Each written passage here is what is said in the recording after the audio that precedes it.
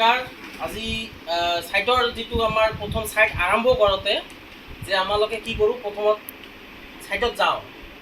যোৱাৰ পিছত কি হয়, আমাৰ প্ৰথমত চাওঁ যে ছাইটটো কেনেকুৱা ধৰণৰ বিল্ডিংটো হ'ব, কোনফালে হ'ব, প্ৰথমত মেজাৰমেণ্টবিলাক যে লওঁ।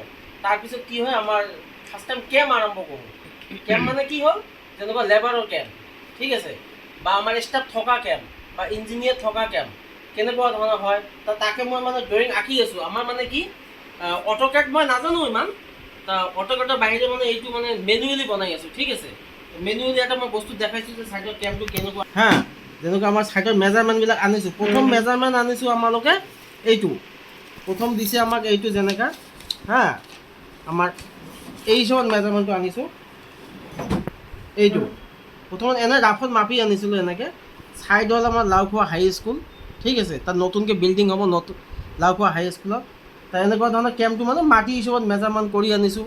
এইটো 110 ফুট আছে, ইফালে দীঘলীয়াকৈ, ইফালে বহলে আছে 41 ফুট।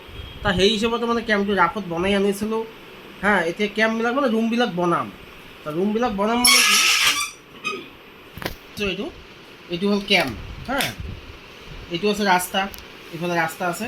এই কেম্পবিলাক এনেকৈ বনাই আছোঁ। এইটো যেনেকৈ ৰুম হ'ব, ষ্টাফ ৰুম হ'ব, এইটো কিটচেন হ'ব, হা।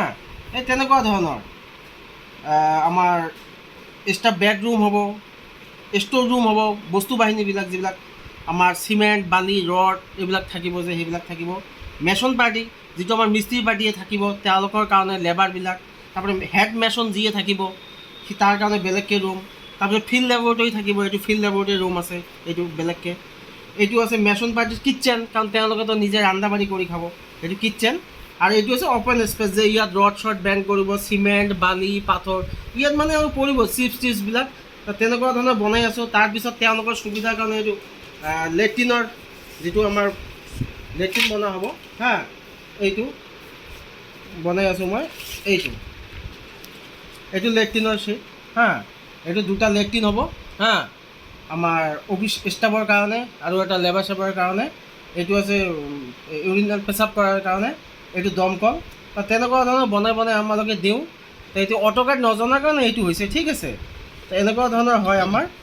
আৰু এইবিলাক ছবি আঁকোতে মোৰ সামগ্ৰী হ'ল এইবিলাক, ঠিক আছে। এই যে চাওক, এইবিলাক যেনেকৈ এইটো কম্পাছ, হা, কাটা কম্পাছ ইউজ কৰোঁ। এইবিলাক জেমেটি আছে, ঠিক আছে, জেমেটিৰ বস্তুবিলাক এইবিলাক, হা, এইবিলাক বস্তু মানে ইউজ কৰোঁ। মানুহে কয় যে এইবিলাকো ইউজ কৰিব লাগেনে, ইমান ডাঙৰ ডাঙৰ আমাৰ স্কুলত যেনেকৈ টিচাৰে যেনেকৈ মানে কি কৰে, মই 20-25 বছৰ ধৰি এইবিলাক ইউজ কৰি আছোঁ, বুজিছে। এনেকৈ কৰি মই মানে ড্ৰয়িংবিলাক আঁকি দিওঁ। সেই হিচাপতে কেম্পবিলাক চলি থাকে। তাৰ আগত আমাৰ ইঞ্জিনিয়াৰ আছিল, হা, তাৰ ইঞ্জিনিয়াৰ বেলেগ চাকৰি পাই গ'ল বেলেগত, সেই অট'কেডত আগত কিবিলাক বনাই দিছিল, তেওঁলোকে চাকৰি পাই গ'ল।